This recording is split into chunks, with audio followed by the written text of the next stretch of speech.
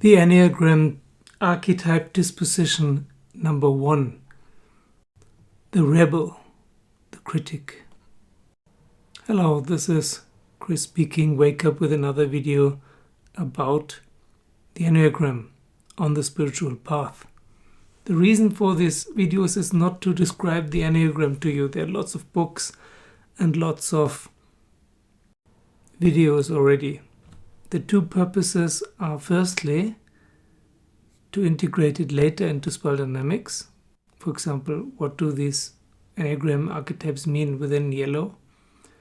And secondly, practically, what does the Enneagram disposition archetype mean for you on the spiritual path? If you recognize yourself as one of those types, only for yourself, not for others.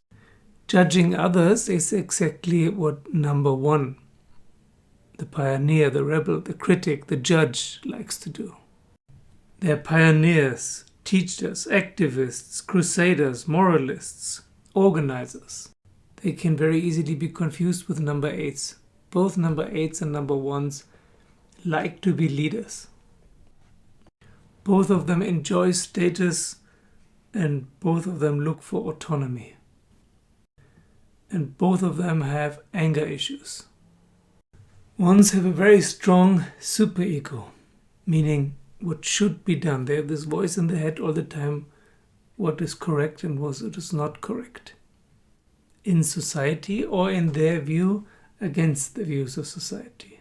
So they're either judges working for society or they are rebels trying to create a new society. They're pioneers. Unfortunately, this can go into a very violent direction. Almost all dictators of the recent past have been number 1s. They want to create a new system, want to fight for freedom, and then they create the next suppressive dictatorship, unjust system by mistake. Hitler was a number 1. Mao Zedong was a number 1. Stalin was a number 1. Marx was a number 1. Fidel Castro was a number 1. Che Guevara was a number 1. Many of those dictators from the recent past, long time ago, and also just now, we have some people who play the dictator, and most of them are number 1. But in spirituality, those are people who bring really new stuff and really break down old systems of belief. U.G. Krishnamurti, for example. Many of the prophets, like Elijah. Jesus displays qualities of number 1 and number 8. The Buddha, too. Socrates, of course. Socrates is a perfect example. He was creating a big riot back then and was sentenced to death because of it. He was accused of rebel rousing, of rousing the youth up against the establishment, which he probably was. Caesar might have been an 8 or a 1. Same for his successor, Augustus. Lao Tzu, the Taoist philosopher and sage.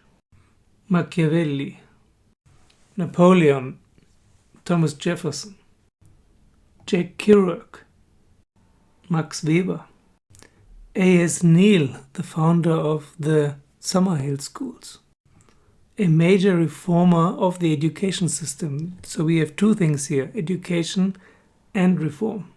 Jean-Paul Sartre, Marie-Louise von Franz, one of the first female philosophers of recent Europe who just didn't want to accept that as a woman you don't have the same rights.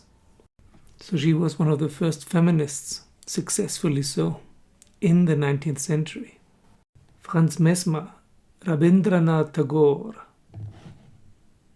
Mahatma Gandhi, of course. He has 5 qualities as well, but he is a typical revolutionary. He's a number 1. Jean Baudrillard, the philosopher on whose philosophy the Matrix movies are based. And many others. I found a lot of examples in spirituality. It's hard to find 8s and 9s, but 1s there are plenty. So what drives them to become a revolutionary? What drives them to become so principled, purposeful, self-controlled, perfectionistic? Firstly, it's the fear. There's always a fear behind it. A fear, shame, guilt of being bad, defective, evil Knievels and corrupt, which sometimes does happen. And then there's the desire to be good, virtuous, balanced, to have integrity. We have 2 wings, the 9 wing and the 2 wing. The 9 wing is the absolute idealist. They appear to be very wise and can easily see the big picture, but they're also often introverted. They're very idealistic and like to engage in politics, like Marx and Lenin and so on. Gandhi again. And then the ones with the 2 wing are of course more helpful. 2 is the helper type. They're much more extrovert and can easily persuade others. Then we have the 3 subtypes, the self-control subtype, or I would call it the inquisitor or the judge. And this says everything about them. They can be very self-righteous and expect everyone else to live up to their own expectations of perfection. Then we have the Crusader. Again, Gandhi is a very good example. And then we have the angry type. They are one of the most angry types of the whole Enneagram. They want the perfect partnership. And they will make you respect their standards if you want it or not. They might even intimidate you. If you ever cheat on me, I'll kill you. And they mean it. They probably won't do it, but they mean it when they say it. The more critical you get, if you're a 1, the more there's a red flag. It's not the other people's jobs to live up to your expectations and standards and rules and morals. It's your job to relax the inner critic, to explore your own superego and where these standards, fears, shame and guilt are coming from.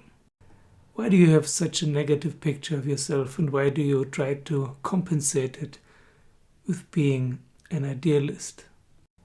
Yeah, look at U.G. Krishnamurti, one of the greatest spiritual teachers or anti-teachers of all time. Like Socrates, he's just demolishing everything. Socrates and U.G., they didn't have a teaching. They just destroyed other people's teachings, saying, this is bullshit. And they were right. Most teachings are bullshit because they're based on beliefs and opinions, but they didn't have to offer anything in exchange. They only had negative criticism, deconstructive criticism, which worked for themselves, but it's maybe not the best teaching for everyone else. You have to see that other people are not perfect and that you yourself are also not perfect and don't have to be. Don't be so hard on yourself, and then you won't have to be so hard on others. And also try to see the lesson of the 9, that there are other ways. Many ways lead to Rome, not only one way, not only your way. The most extreme form of being a 1 is obsessive compulsive disorder. And if you're disintegrating, then you move towards the 4 and become very erratic and emotional, the drama queen. Well, if you go towards integration, is number 7. Number 7s are more playful and spontaneous and infect others with their enthusiasm rather with pressure. They are more open-minded and curious.